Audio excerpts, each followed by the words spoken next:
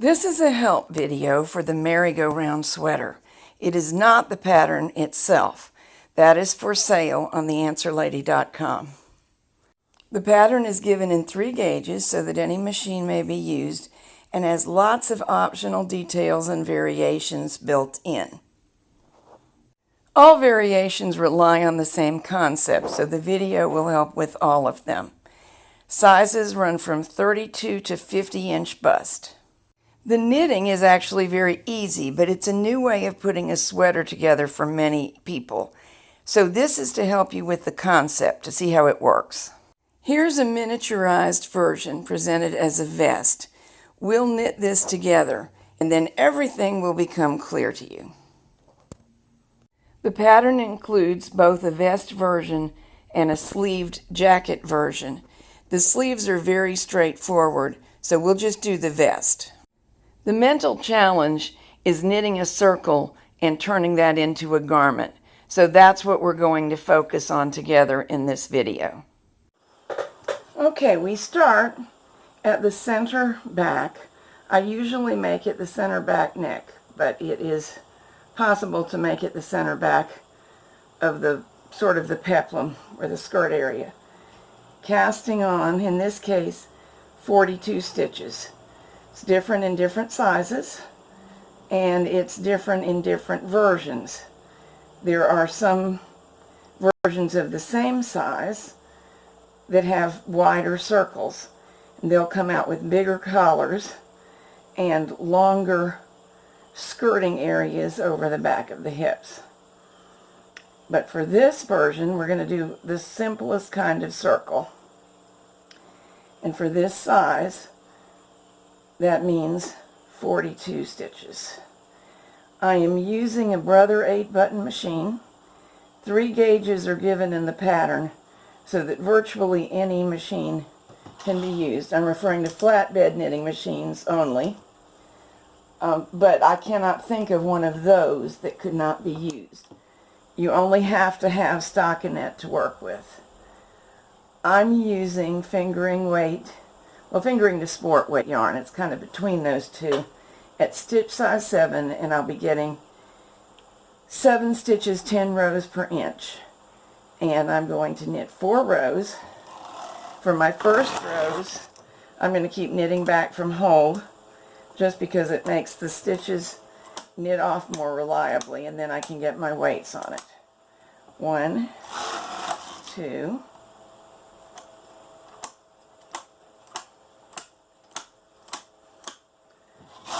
3, should be able to get the weights on after 3,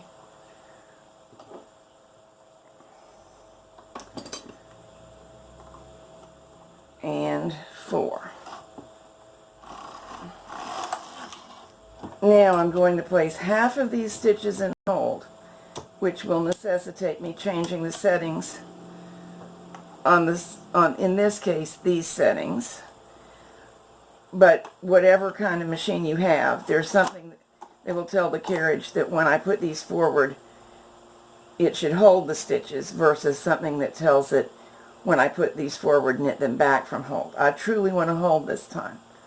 Now we're going to knit 4 more rows. It held. Now if I don't wrap this next needle, a hole will form here. That can be a good thing that you use as a design feature, or a bad thing. For this sample, I'm going to let it develop and call it a good thing. 2, 3, 4. So that's the 8-row repeat. We're going to do this over and over. Now I need these needles to go back to work. You can do it this way, or you can set the carriage to knit them back from hold. 2, 3, 4. Time to place half of the needles in hold again. We'll just repeat this over and over and over. 4 rows with half of the needles in hold. 1, 2, 3. Take note of something. Did you see a little slack forming here? On this and on some models, you may have to make sure that you get that slack out. If I go far enough to the left and come back slowly, it comes out. But you may also need to help it with your fingertips just a little bit. This time I set the carriage to knit back. I just must remember to put it back to the hold position when I'm ready. 2, 3, 4 rows on all the needles. Back to the hold position.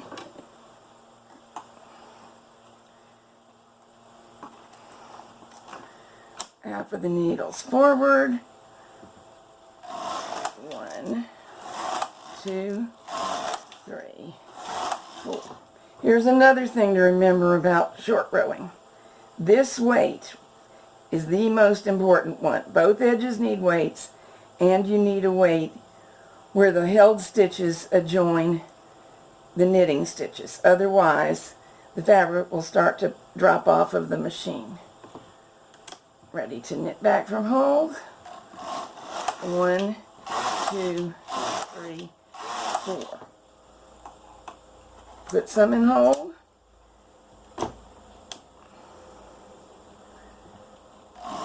1, 2, 3, 4. Now let me try to bring up the work. See how long this side is getting? It's much longer already than the other side, and that's how the circle forms. So for this half size model, I am going to keep knitting until 544 rows have been knitted.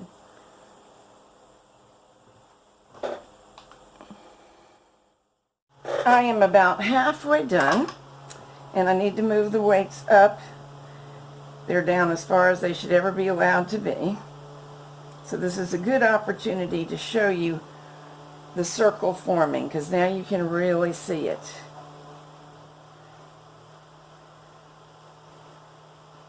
Now obviously this edge is still rolling, and we'll have to decide to do something about that. I offer several treatments in the pattern. I think in this case I'm going to make warm trim around it. It does not matter that the inside edge of the circle is also rolling, because that's going to be eventually hung and the back attached to it in the sleeves. So that's not important. And you can just let this roll and it be a finish of its own. But in this case, that looks okay, but it would be shorter than I intended, so I won't be doing that. I want to show you a few refinements. Let's see. In order to not lose your place, I found it much the best to get into a rhythm where you do everything in the same order every time. For example, needles in hold. Change the carriage setting to hold. 1, 2, 3, 4. Change the carriage setting. 1, 2, 3, 4. Needles in hold again. Carriage to hold again. 1, 2, 3, 4. Change carriage. 1, 2, 3, 4. Now, I'm using this tool.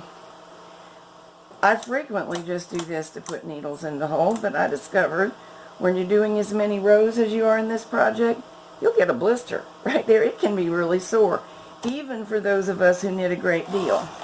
So I do recommend using a pusher of some sort. Next thing I want to show you is the positioning of the work in relative to the row counter.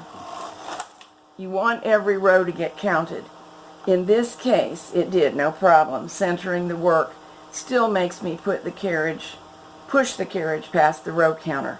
For a larger sweater in an adult size, that might not be true. So you do not have to center the work on the machine. There are always more than enough needles. Make sure that you position it in such a way that every row will get counted. You can count manually, of course, but that is a lot more trouble than letting the little row counter do its counting for us. 2, 3, 4.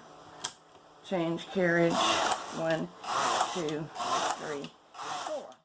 Now I found another thing that's specifically of interest to owners of this model of machine.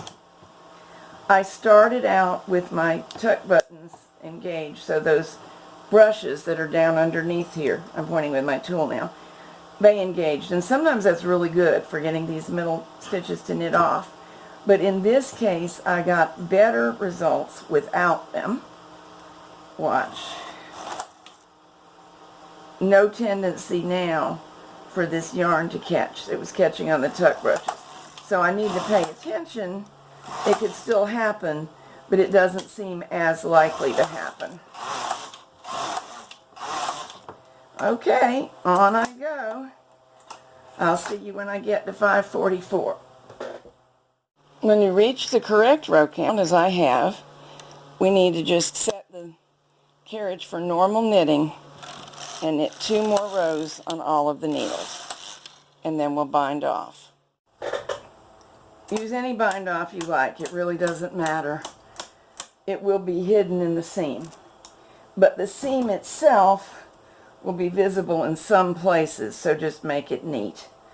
I'm going to bind off around the gate pegs, which I like and I'm good at. I have whole videos on this, so you can look at those videos if you need to learn to do it this way.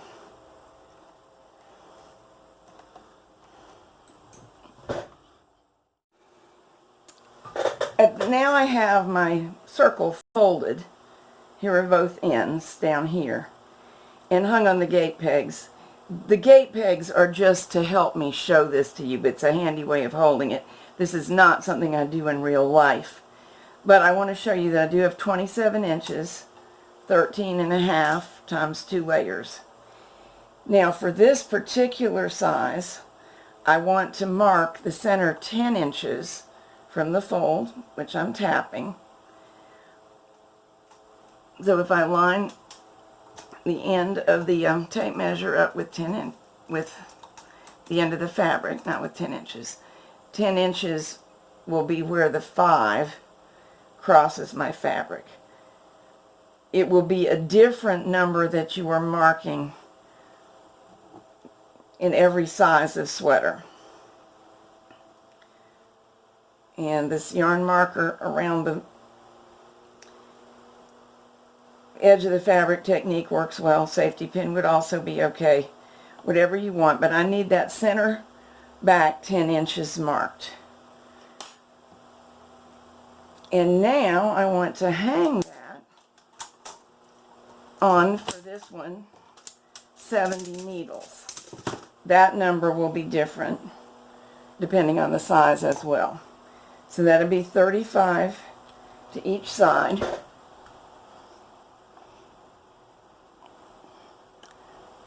There are my end ones. And here's how I do it. Just push the tool through the fabric and go to the other end. Push the tool through the fabric, letting it relax as much as you can. Hang it on the appropriate needles. Now, with everything still relaxed, unroll the middle,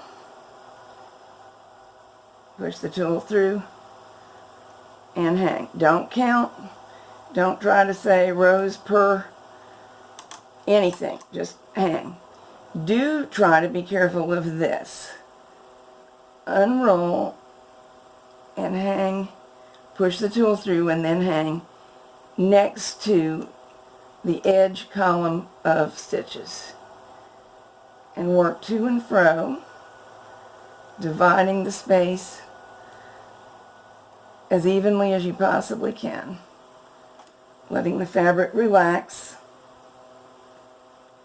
If you feel that at this point you can feel more tension down here than you did somewhere else, remove an area from the needles and go back and readjust. This is going to be where the back of the sweater joins, I'll call it the peplum part of the sweater that covers the hips. We're going to knit the back straight on up from here. Occasionally you will find the area difficult to hang on the number of needles that you require.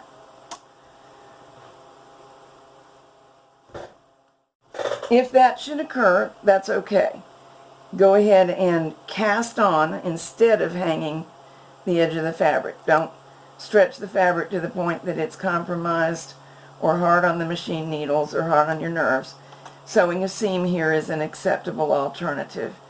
So instead of hanging as my cast on, which I'm doing right now, I would just set my circle aside and I would cast on the 70 stitches, and then I'd have a seam to make later. I don't think one is faster than the other or better. I just kind of like this method, but it's not cast in stone. Make certain that each needle hangs on a separate hole. When you get down to a very few, there is the possibility of using this same hole to hang on that needle, and that will result in a bad column of stitches. Well, it actually won't make a column of stitches. You've got to have a separate spot for each needle. Don't worry, there are plenty of rows. There are more rows involved than there are stitches. If you think about it, we're at 7 stitches, 10 rows per inch. So I'm hanging on 70 needles to get my 7 inches across. But it took 100 rows to knit that. And that is why there's no worry about not enough openings.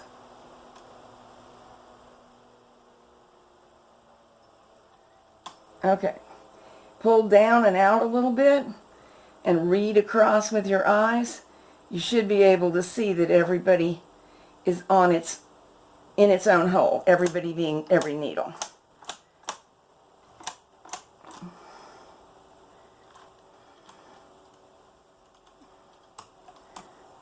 Bring them forward and get some claw weights on there. Now for this size, I'm going to knit 48 rows, but the back gets narrower as we go up. So this is down near the waist, actually more in the rib cage area. I'm set to knit back from hole. So I will knit 5 rows. 1, 2. Good time to double check that everybody's knitting off correctly. By the 2nd or 3rd row, if you made a mistake and some needle was not in its own private opening, it will begin to make a faulty ladder and you'll be able to spot it. That's 2, 3, 4, 5, and decrease on each side. This happens for every size and every gauge, but what will be different is how many decreases over how many rows.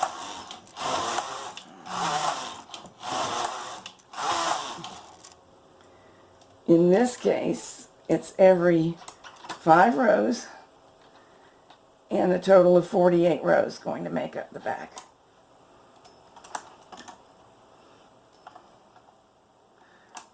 So I will keep doing that and see you when the 48 are complete. All done. You can perhaps see that it's tapering from the wide spot at the lower part of the back up towards the neck. We're done with these, so they can come out anytime.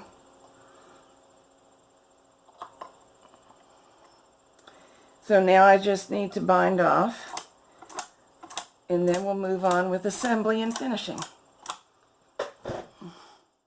Okay, look at what we have here. We really do have a circle. This is where we hung part of that circle to knit the back. This is where we bound that off. cast on and bind off of the circle. So we're going to seam these two together and seam the bind off from the upper back to the opposite inside edge of the circle from where we hung to begin the back. Now keep in mind, if this is the right side on the person's body, this will be near the back ribs, this will be fanning out below the waist, and this will be the right side. The collar, when turned back, will be showing the pearl side. That is fine. That's part of the design. But what we probably do want to do is orient the seam so that it's hidden by the folding back. So we'll seam it as it's falling now, with the treating the pearl side as the right side just for the collar area. I'm going to go off camera and do this seaming. Now the shape is starting to come together. Of course, we still need to work on these edges, but you'll see how it's worn. The skirt portion where my hand is now, the shoulders, the neck opening, the lapels. Now let's look at the back. The armholes are what's left between one side is the circle and one side is the back. People seem to find this the most confusing aspect of the pattern. And you will note that this length is not equal to this length. So the instructions include how to insert the arm, the sleeve if you're using one, into that opening correctly. Calling this the front and this the back does not work well, and the sleeve will be uncomfortable if it even fits. The sleeve is a modified raglan shape. A true raglan would come up a little farther all the way to the neckline, and this is close but not quite. So you will find that the sleeve cap is taller than in other sweaters you have made. Don't let that upset you either. That's because it's taller than a set-in sleeve but shorter than a raglan. It's sort of not exactly halfway between, but it's a composite shape. Now let's talk about the edge for a minute. As discussed, you don't have to use one at all. You can just steam it a little bit. You can work ribbing along the edge, which if we were going to do that, we should have thought of to begin with. Could have done that. Could have worked worm trim along the edge, but I'm not. I'm using a variant of that. Could have sewn something to it, or could have crocheted around it. But what I'm doing is very close to worm trim, except you'll notice I'm hanging 3 stitches, knitting 6 rows, hanging 3 stitches, knitting 6 rows. But there are 7 stitches working. So it has a different effect than worm trim does. Got caught on a gate peg somehow. These 4 stitches, which are not spoken for when I hang the next piece of garment edge, cause the trim to wrap right around the edge because it naturally rolls. So it's a little bit scalloped, as worm trim is along one side, and piping on the other side. And I purposely chose this one because I wanted to trim with this turquoise. I thought it would be pretty, but it's lighter weight than the garment yarn. And I was afraid that a 3-stitch worm trim really wouldn't be enough to control the roll, with the second yarn being lighter in weight. Plus, it's going to look more consistent in wear.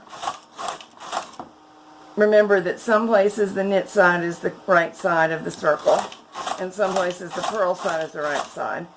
So the edge will look more alike, though not exactly alike, using this method than most others. I think I lost track of my... No, that might be the right number, but I was going to tell you, if you occasionally lose track of the row count, it's not exactly a tragedy. Usually you don't spot 1 or 2 little errors like that. So if I realize later that that has happened, it's not something I would go unknit it for. Only if this is part of a wedding ensemble.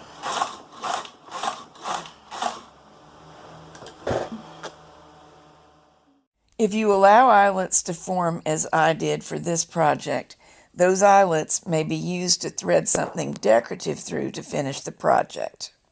Here I made a long chain stitched cord out of the trimming color and threaded that in and out of the eyelets created while short rowing.